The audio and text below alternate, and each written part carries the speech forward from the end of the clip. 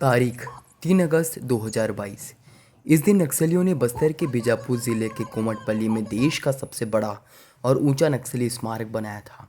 ये नक्सली लीडर अक्की राजू का स्मारक था। इस दिन यहाँ तेलंगाना और छत्तीसगढ़ के करीब 500 से ज़्यादा हथियारबंद नक्सली 10 से 12 हज़ार ग्रामीणों के साथ मिलकर शहीदी सप्ताह मनाए थे।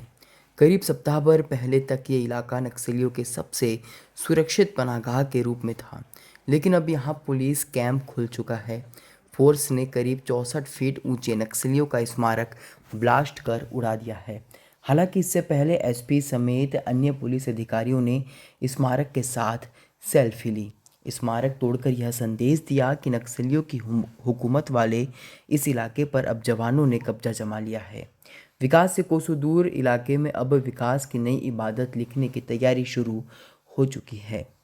दरअसल नक्सली हर साल 27 जुलाई से 3 अगस्त तक शहीदी सप्ताह मनाते हैं। इस सप्ताह में बीमारी या मुठभेड़ में मारे गए माओवादियों को याद किया जाता है। ग्रामीणों की मौजूदगी में सभा करते हैं और नक्सल क्रांति के बारे में बताते हैं। वहीं पिछले करीब 15 सालों में पहली बार 3 अगस्त 2022 को नक्सलियों ने शहीदी सप्ताह मनाने बीजापुर जिले के कोमटपल्ली गांव को चुना था, जिसे नक्सली अपना सबसे सुरक्षित और आधार वाला इलाका मानते थे।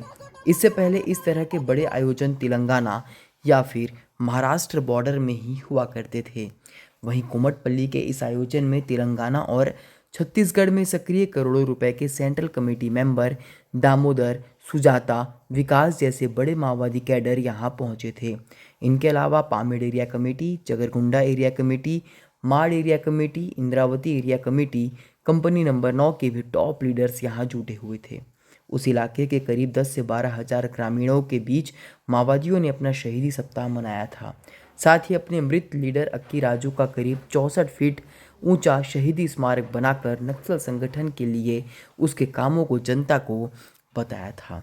तब तक इस इलाके को नक्सली अपना सुरक्षित ठिकाना मानते थे।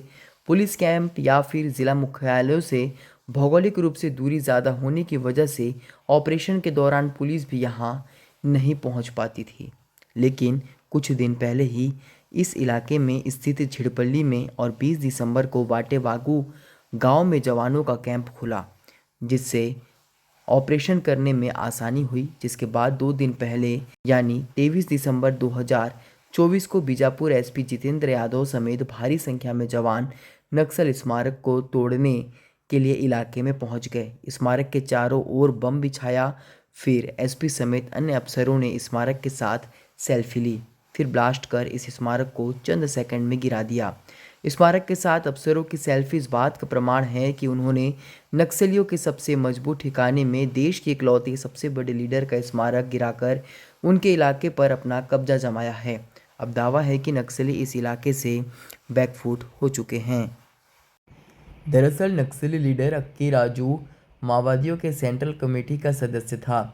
छत्तीसगढ़ सरकार की तरफ से इस पर करीब 50 लाख रुपए से ज़्यादा का इनाम घोषित था। अक्की राजू छत्तीसगढ़ और तेलंगाना इन दोनों राज्यों में सक्रिय था। कई बड़ी घटनाओं का यह मास्टरमाइंड भी रह चुका था। वहीं करीब 3 साल पहले अक्की राजू की बीमारी के चलते दंडकारण्य यानी दंतेवाड़ा, बीजापुर और सुकमा इन 3 जिलों के सरहदी इलाके में मौत हो गई थी। वहीं नक्सली नेता अभय ने अक्की राजू की मौत की पुष्टि की थी।